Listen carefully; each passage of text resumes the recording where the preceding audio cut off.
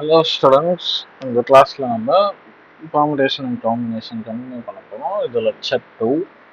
Last லெக்சர்ல என்ன பார்த்தோம்னா like principles of counting பார்த்தோம். ஞாபகம் இருக்கா? மல்டிப்ளிகேஷன் பிரின்சிபலும் அப்புறம் அடிஷன் பிரின்சிபலும் பார்த்தோம். அது இல்லாமல் ஃபேக்டோரியல்னா என்னன்னு பார்த்தோம். எப்படி ஃபேக்டோரியல் வந்து ஒரு நம்பர் ரெப்ரசன்ட் பண்ணால் 5 ஃபேக்டோரியல் 4 ஃபேக்டோரியல் அப்படி இருக்குன்னா அது என்ன சொல்லுது அப்படின்னா என்னன்னு பார்த்தோம். இந்த லெக்சரில் என்ன பார்க்க போகிறோம்னா பெர்முடேஷன் பற்றி ஸ்டார்ட் பண்ண போகிறோம். பெர்முடேஷன்னா ஒன்றும் இல்லை. பெர்முடேஷன்னா சிம்பிளாக அரேஞ்ச்மெண்ட்டுன்னு ஞாபகம் வச்சுக்கோங்க. என்ன அரேஞ்ச்மெண்ட்னா இப்போ உங்களுக்கு ஒரு n நம்பர் ஆஃப் திங்ஸ் தராங்கன்னா அதுலேருந்து ஒரு ஆர் நம்பர் ஆஃப் திங்ஸ் எடுத்து அரேஞ்ச் பண்ண சொல்லுவாங்க. லைக் ப்ராப்ளம்லாம் சொன்னால் உங்களுக்கு தெரியும். அது எப்படி பண்ணுறதுன்னு கண்டுபிடிக்கிறது தான் பெர்முடேஷன். ஓகேவா? இப்போ டெஃபினிஷன் பார்ப்போம். Permutation is a arrangement in a definite order of a number of objects taken some or all at a time. ஓகேவா? நம்பர் ஆஃப் ஆப்ஜெக்ட்ஸ் சில ஆப்ஜெக்ட்ஸோ இல்லை கொடுத்துருக்க எல்லா ஆப்ஜெக்ட்ஸையும் எடுத்து நம்ம அரேஞ்ச் பண்ணுறது தான் பெர்முடேஷனோ. அது எத்தனை விதமாக பண்ணலாம் தான். இப்போ எக்ஸாம்பிளுக்கு உங்களுக்கு ஒரு 5 டிஃப்ரெண்ட் கலர் பால் தந்து அது வந்து 3 செலக்ட் பண்ணி ஒரு 3 பேர்கிட்ட தர சொல்கிறாங்கன்னா நீங்கள் என்ன பண்ணீங்கன்னா ஃபர்ஸ்ட் வந்து அந்த 5 டிஃப்ரெண்ட் பால்ஸ் வந்து எத்தனை வேஸா 3 டிஃப்ரெண்ட் கலர் சூஸ் பண்ணலான்னு பார்ப்பீங்களா? ஓகேவா? அந்த 3 டிஃப்ரெண்ட் கலர் சூஸ் பண்ணிட்டு அந்த 3த்தையும் இப்போ பால்ஸ் இதுதான் வச்சுங்க. இங்கே வந்து 1 2 3ன்னு இருப்பாங்க. இங்கே ஒன்று ஃபர்ஸ்ட் பாலை 1 கிட்ட தரலாம், இல்லை 2 கிட்ட தரலாம், இல்லை 3 கிட்ட தரலாம். இப்போ ஃபர்ஸ்ட் பாலை நீங்கள் 1 கிட்ட கொடுத்துட்டா நீங்கள் செகண்ட் பாலை 2 இல்லை 3 கிட்ட தான் தர முடியும். இந்த மாதிரி நிறைய வேஸ் இருக்குல்ல. இந்த வேஸ்லாம் எப்படி லைக் எந்த மாதிரி மொத்த டோட்டல் நம்பர் ஆஃப் வேஸ் எவ்வளோ இருக்கு இந்த மாதிரி நம்மளால பிரித்து அரேஞ்ச் பண்ணுறதுக்குன்னு பார்க்கறது தான் பெர்முடேஷன். ஓகேவா? இப்போ பெர்முடேஷனோட ஜென்ரல் டெஃபினேஷன் பார்த்தோம். இப்போ மேத்தமெட்டிக்கலாக பார்க்கலாம். இப்போ n is a positive integer, r is a whole நம்பர்னு வச்சுக்கோங்க. அந்த இன்னொரு கண்டிஷன்னா r வந்து less than or equal to தானோ ஈக்குவல் டு இருக்கணும். அது less than or equal to r less than or equal to n இருக்கும். Then PNR represents the number of all possible arrangements or permutation of n distinct objects taken R at time. ஓகேவா? இப்போ உங்களுக்கு n distinct object, டிஸ்டிங்னா like வெவ்வேறு விதமான, எல்லாம் ஒரே மாதிரி இல்லாமல் எல்லாம் டிஃப்ரெண்ட்டாக இருக்கும். அதுதான் டிஸ்டிங்க்ட்னு சொல்லுது. n distinct objects தராங்க. அது வந்து r ஆப்ஜெக்ட்ஸ் எடுத்து அரேஞ்ச் பண்ண சொல்கிறாங்க. ஓகேவா? எக்ஸாம்பிளுக்கு எப்படின்னா நீங்கள் ஒரு 10 பேர் பஸ்ஸில் ட்ராவல் பண்ணலான்னு போகிறீங்க. அந்த 5 சீட்டு தான் இருக்குது. நீங்கள் ஒரு 10 பீப்புள் போகிறீங்க. ஆனால் அந்த பஸ்ஸில் 5 சீட் தான் இருக்குது. இப்போ யாருன்னா 5 பேர் தான் நாங்கள் உட்கார முடியும். ப்ளஸ் ஒருத்தர் 5 சீட்டில் எதனா ஒரு சீட்டில் உட்காரலாம். அந்த மாதிரி இருக்குல்ல. அப்போது 10 பீப்புள்லேருந்து நீங்கள் 5 பேரை எடுத்து எப்படி அந்த 5 சீட்டில் உட்கார வைப்பீங்க, மொத்தம் எத்தனை பாசிபிள் வேஸ் இருக்குது அப்படின்னு கண்டுபிடிக்கிறது தான் பெர்முடேஷன். ஓகேவா? அப்போது பெர்முடேஷனை என்பிஆர்ன்னு டினோட் பண்ணுவோம். இப்படி டினோட் பண்ணலாம். ஆர் பிஎன்ஆர் இப்படியும் டினோட் பண்ணலாம்.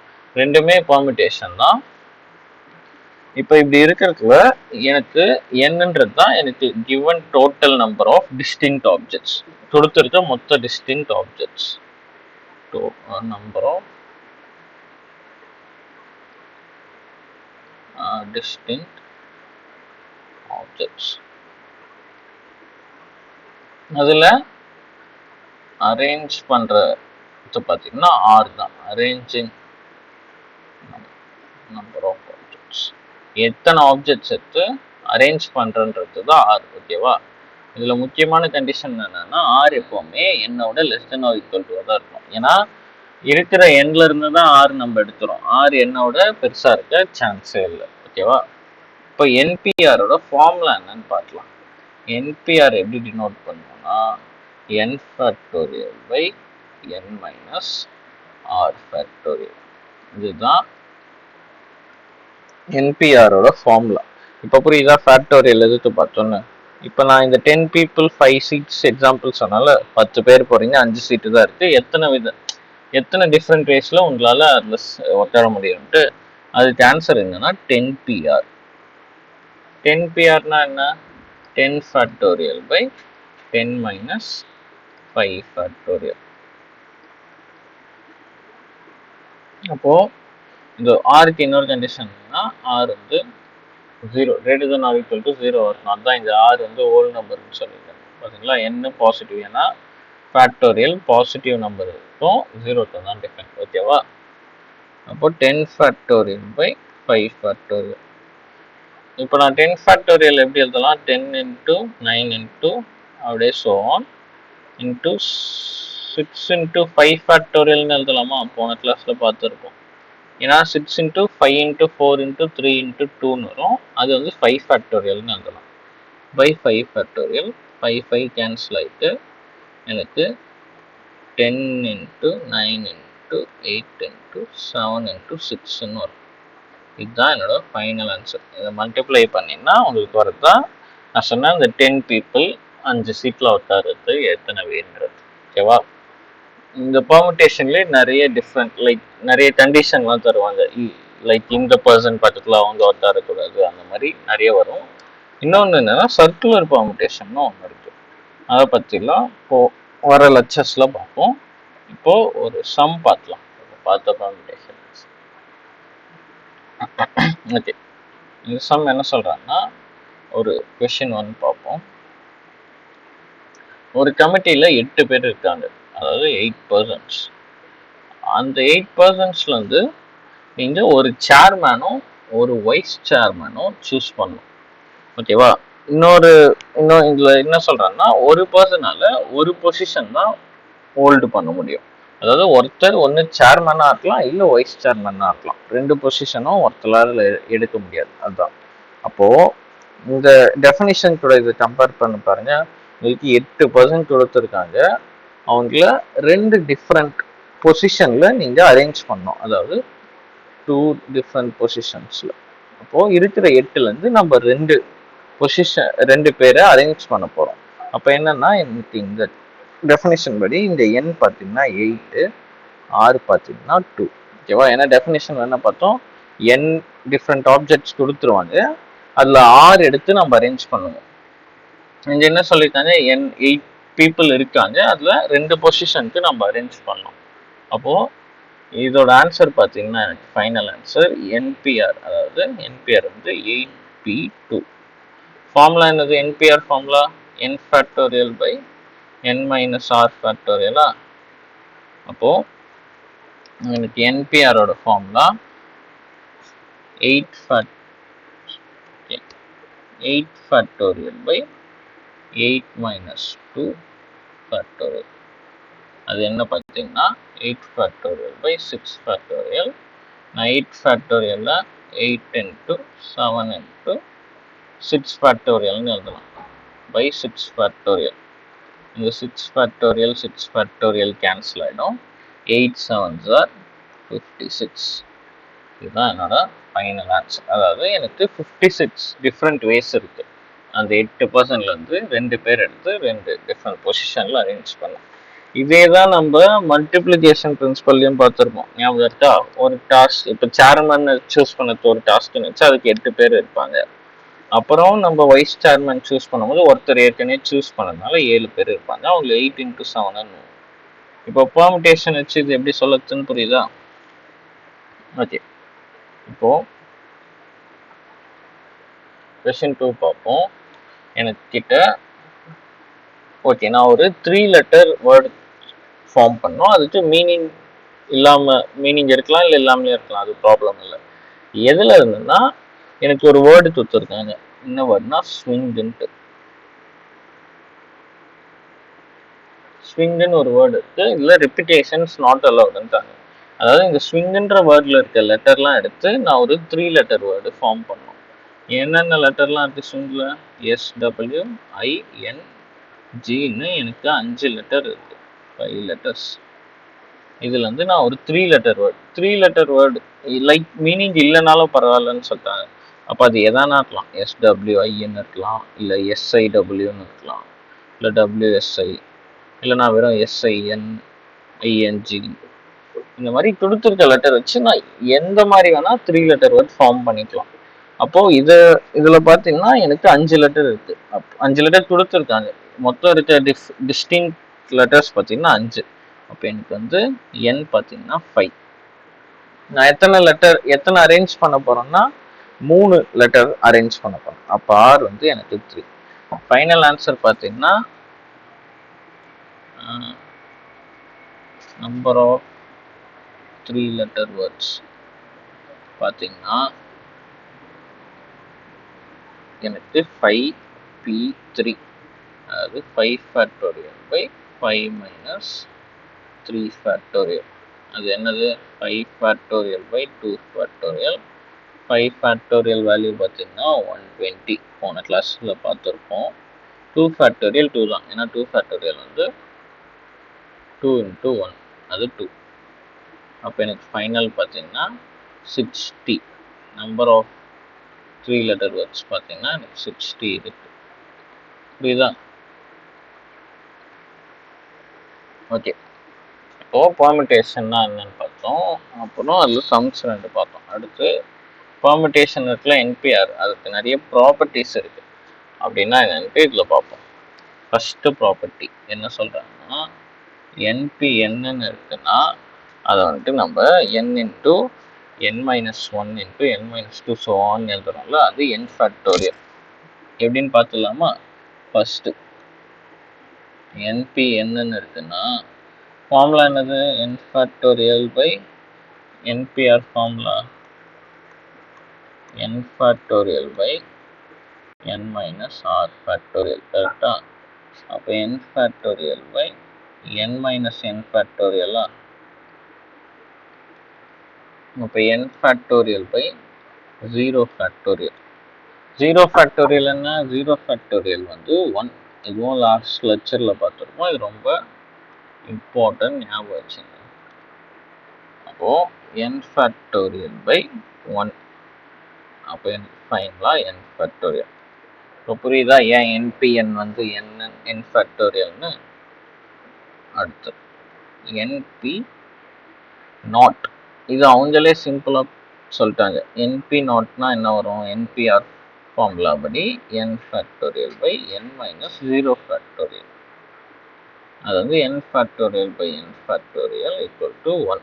அப்போ எனக்கு 3P0னா எனக்கு 1, அந்த மாதிரி 4P0னா எனக்கு 1, அந்த மாதிரி 5P0னா எனக்கு 1, அந்த மாதிரி எடுத்தாலும் 1. ஏன்னா உங்களுக்கு கொடுத்துருக்க ஆப்ஜெக்ட்ஸை லைக் 0 ஆப்ஜெக்ட்ஸ் எடுத்து அரேஞ்ச் பண்ணோம்னா எதுவுமே பண்ண தேவையில்ல, அது ஒரே வே தானே.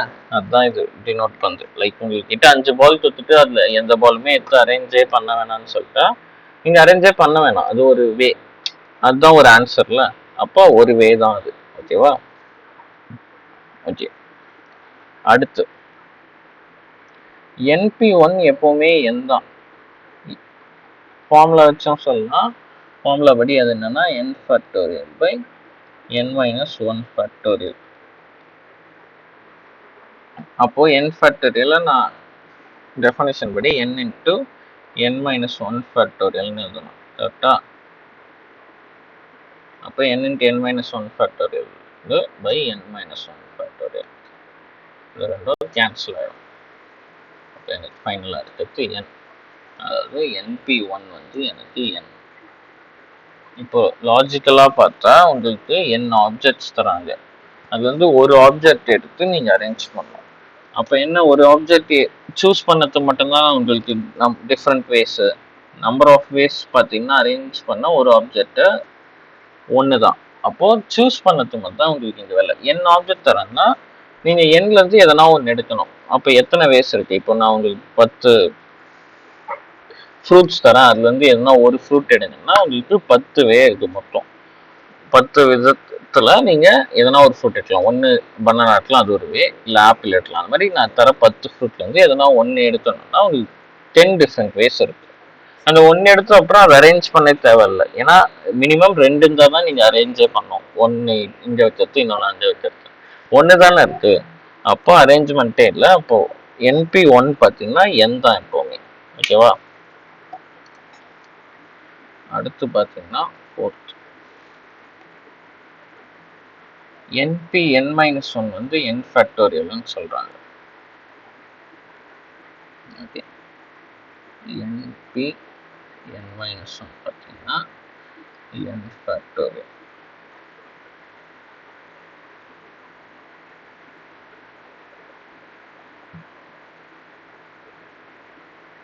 இது என்னன்னா n factorial by n minus R, இங்கே வந்து n-1. கரெக்டா? இது வந்து ஒரு ஃபேக்டோரியல். இப்போ n ஃபேக்டோரியல் பை, இப்போ இந்த மைனஸ் உள்ள போயிட்டா n-n 0 ஆகிடும். மைனஸ் இன்ட்டு மைனஸ் வந்து 1 ஆகிடும். 1 ஃபேக்டோரியல் 1 ஃபேக்டோரியல் 1. அப்போ இதுவும் ஓகேவா? அப்போ அப்படி என்ன இதுக்கு மீனிங்னா 5p4 வந்து வெறும் 5 ஃபேக்டோரியல். அது மாதிரி 4p3 பார்த்தீங்கன்னா 4 ஃபேக்டோரியல். 10p9 பார்த்தீங்கன்னா 10 ஃபேக்டோரியல். 100p99 பார்த்தோம்னா 100 ஃபேக்டோரியல். இதுதான் இதோட மீனிங். ஓகேவா?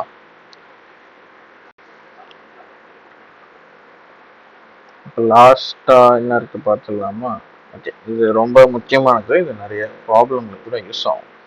என்ன சொல்கிறாங்கன்னா, ஓகே, இங்கே இருக்கிறத நான் அப்படியே கீழே எழுதுறேன் பாருங்க.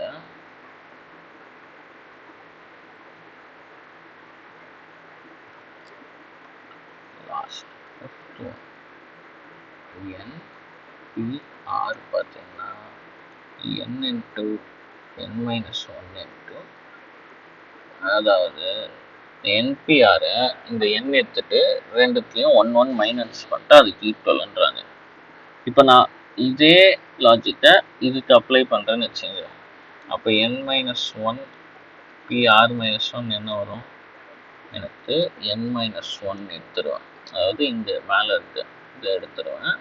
இன்ட்டு இதில் 1 1 மைனஸ் பண்ணிடுவோம். அப்போ n-2 PR-2. கரெக்டா? இதே திரும்பி இதே மாதிரி ரிப்பீட் பண்ணால் எனக்கு n-2 PR-2 என்ன வரும்? n-2. அப்போ 1 மைனஸ் பண்ணிட்டா n-3 PR-3. கரெக்டா? இப்போ நான் இந்த n-1 PR-1 இது இருக்குல்ல, இந்த ஈக்குவேஷன் இதை எடுத்து நான் இப்போ இதில் சப்ஸ்டியூட் பண்ணுறேன். அப்போ எனக்கு NPR என்ன வரும்? n இன்ட்டு n-1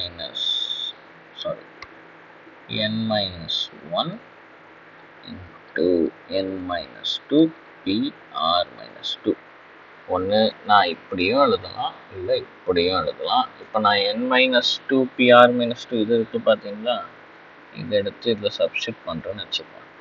அப்போது NPR வந்து n இன்ட்டு n-1 இன்ட்டு இதுக்கு பதிலாக நான் இந்த ஈக்குவேஷன் தரேன். அப்போது இன்ட்டு n-2 வருமா? அப்புறம் n-3 PR-3. இதுவும் கரெக்ட். இப்போ நம்ம இதுக்கும் எக்ஸ்பேண்ட் பண்ணலாம். இதை வந்து n-3 இன்ட்டு n-4 PR-4ன்னு எழுதலாம். ஓகேவா? சொல்லிட்டு இந்த ஃபர்ஸ்ட் ஸ்டெப் மட்டும் ப்ரூவ் பண்ணிட்டா இதெல்லாம் ஈஸி. ஏன்னா அதே தான் ரிப்பீட் பண்ணுறீங்க. அது எப்படின்னா இதை பார்த்தோம் நம்ம. இப்போ இது ப்ரூஃப் எப்படின்னு பார்க்கலாம். ஃபர்ஸ்ட்டு இந்த நான் எடுத்திருக்கேன், நான் வந்து RHS எடுத்துக்கிறேன்.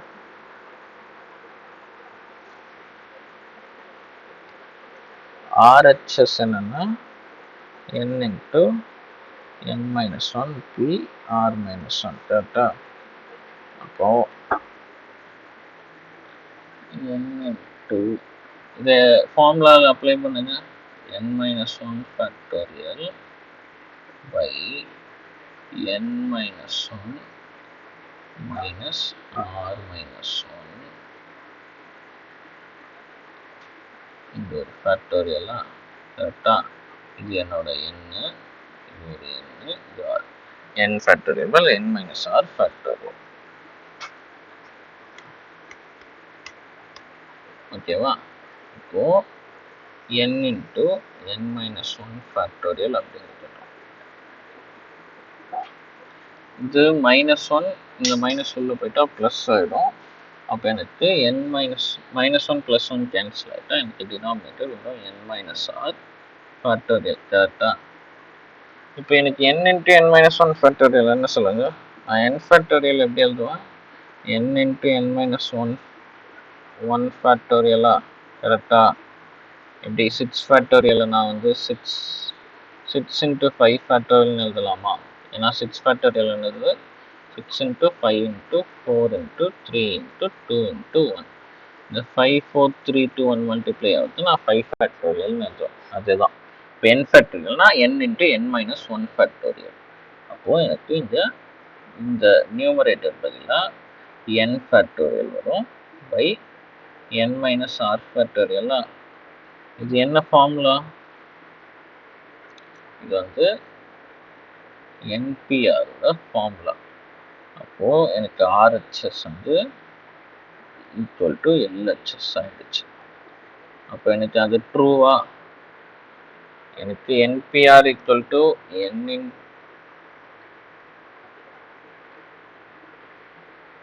NPR equal to n minus 1 into PR minus 1 true ஆயிடுச்சு.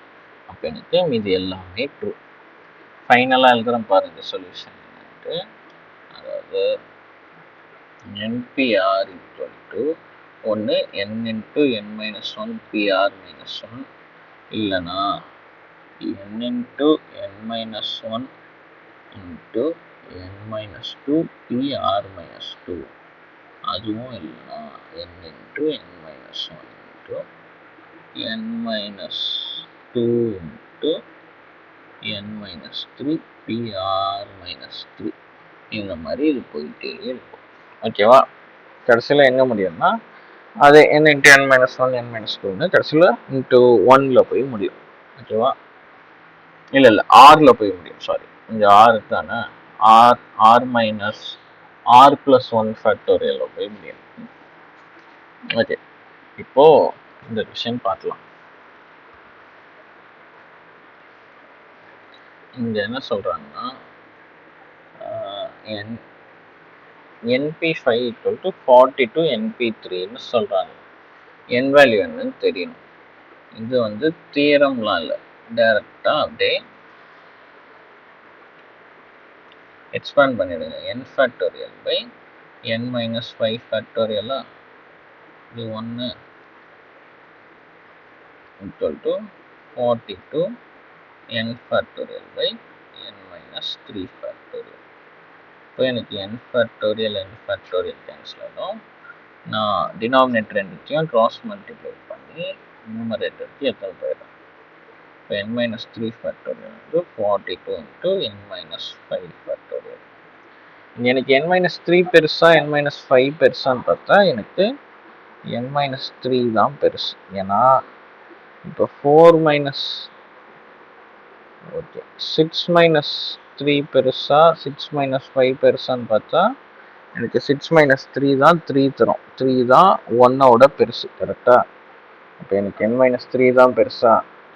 n minus 3 ஃபேக்டோரியலில் n minus 3 into இதுலேருந்து 1 மைனஸ் பண்ணால் என்ன வரும்? n minus 4 வருமா? n minus 4 ஃபேக்டோரியல்னு எழுதலாம். புரியுதா இது இருக்கும்? இப்போ 42 into n minus 5 ஃபேக்டோரியல். இப்போ திரும்பியும் நான் n minus 4 n minus 4 into n minus 5 ஃபேக்டோரியல்னு எழுதலாமா? equal to 42 into n minus 5 factorial. எனக்கு இந்த n minus 5 ஃபேக்டோரியலும் n minus 5 ஃபேக்டோரியலும் கேன்சல் ஆகும். அப்போ இது வந்து n square minus 7n plus 12 equal to 42. அப்போ n square minus 7n minus 30 equal to 0.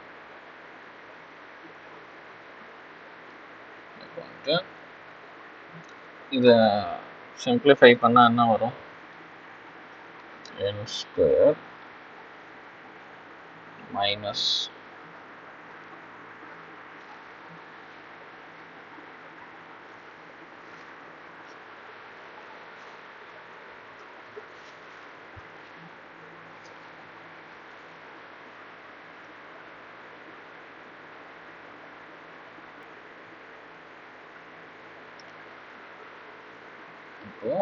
n square minus 10n plus 3n minus 30 equal to 0 பிரிக்கலாம்.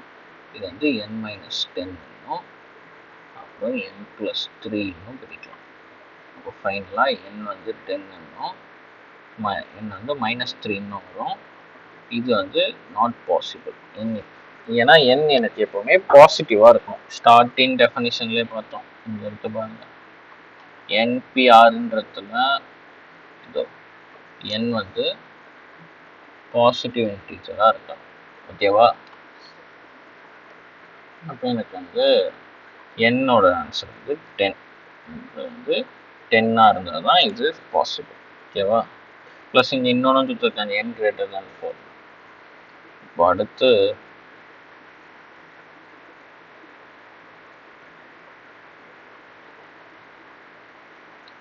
நெக்ஸ்ட் வந்துட்டு நெக்ஸ்ட் ப்ராப்ளம் பார்ப்பேன். ப்ராப்ளம் நம்பர் 2 பார்த்தீங்கன்னா எனக்கு வந்து n, இது வந்து ப்ராப்ளம் நம்பர் 3. எனக்கு வந்து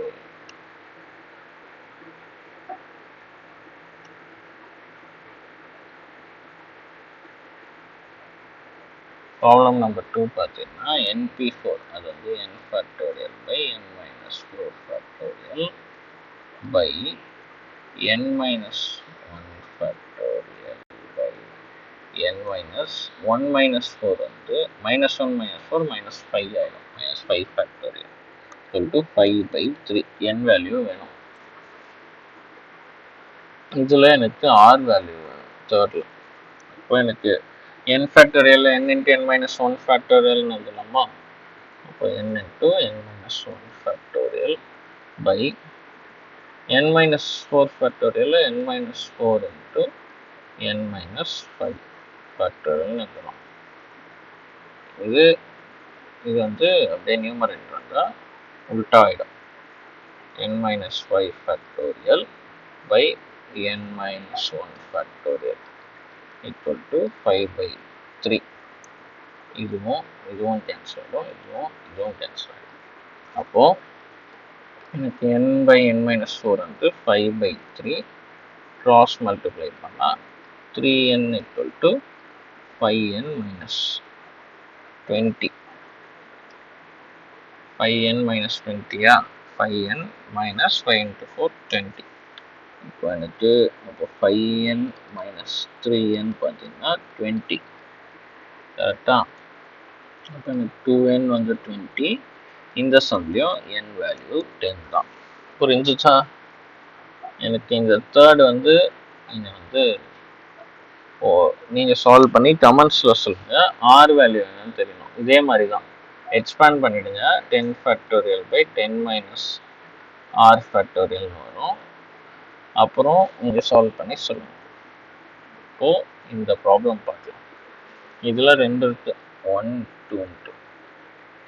நான் இதில் வந்து 2 சால்வ் பண்ணுறேன். 1 நீங்கள் ஈஸியாக கமெண்ட்ஸில் சால்வ் பண்ணி சொல்லுங்கள். இல்லை ஒன்றும் சொல்லிடுவோம், ஒன்றும் ஈஸி இல்லை. 1 நம்ம பார்த்தோம்ல, NPRன்னு இருந்தால் அது n into n minus 1 PR minus 1 எழுதலாம்ல. எனக்கு இந்த கொஷனில் பாருங்கள் R15 இருக்குது, இந்த R minus 1 14 இருக்குது. அதே மாதிரி இந்த n இருக்குது, இந்த n minus 1 இருக்குது. அப்போ இந்த 2 டேர்மும் சேம்.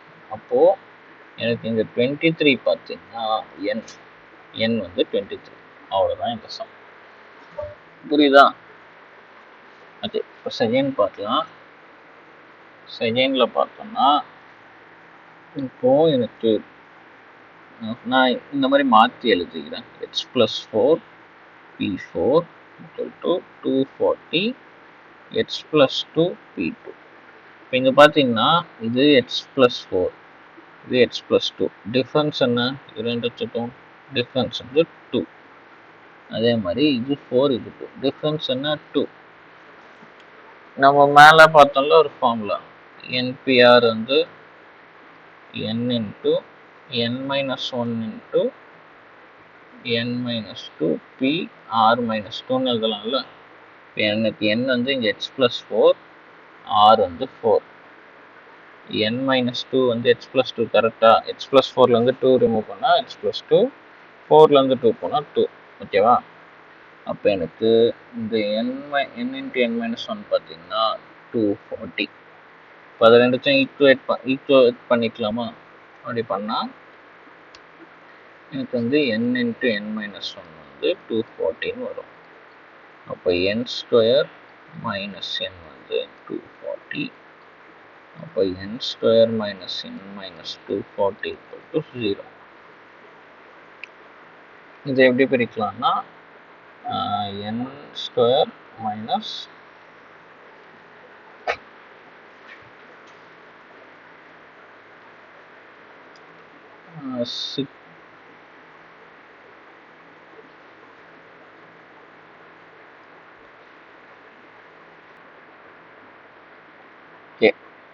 இப்போ n square minus 15n plus 16n, ஒரே நிமிஷம், சின்ன mistake, minus 16n plus 15n minus 240 = 0. எப்படி இருந்துச்சுன்னா ஒன்று நீங்கள் வந்து minus B plus or minus root of B square minus 4ac by 2a இந்த பெரிய ஃபார்முலா யூஸ் பண்ணலாம். இல்லைனா நீங்கள் trial and error method use பண்ணலாம். அதாவது மல்டிப்ளை பண்ணால் எனக்கு 240 வரணும், மைனஸ் 240. ஆட் பண்ணால் எனக்கு -1 வரணும். அப்படி பார்த்தா எனக்கு ட்ரையல் அண்ட் எரர் படி மைனஸ் 16ம் 15ம் வரும். அப்போனா எனக்கு இப்போது நான் இதை வந்து இந்த கண்டினியூ பண்ணுறேன், இதோட முடிச்சிடணும். அப்போ எனக்கு வந்து n மைனஸ் 16 n plus 15 வந்து 0. அப்போ எனக்கு n வந்து 16னும் n வந்து மைனஸ் 15 வரும். இது நாட் பாசிபிள், ஏன்னா n greater than 0 இருக்கணும் எப்போவுமே. அப்போ இதுதான் என்னோட ஃபைனல் ஆன்சர். ஓகேவா? இன்னைக்கு லெக்சர் இதோட முடிச்சுப்போம். இந்த லெக்சரில் என்ன பார்த்தோம்னா பெர்முடேஷன்னா என்னன்னு பார்த்துருக்கோம், பேசிக் ஐடியா ஆஃப் பெர்முடேஷன் என்னன்னு பார்த்தோம். அப்புறம் அந்த பெர்முடேஷன் டினோட் பண்ணுறோம்ல என்பிஆர்னு, அதோட ப்ராப்பர்ட்டிஸ்லாம் பார்த்தோம். ஓகேவா? அடுத்த லெக்சரில் பெர்முடேஷன்லேயே டிஃப்ரெண்ட் கண்டிஷன்ஸ் வச்சுருக்கு, அதெல்லாம் என்னன்னு பார்ப்போம்.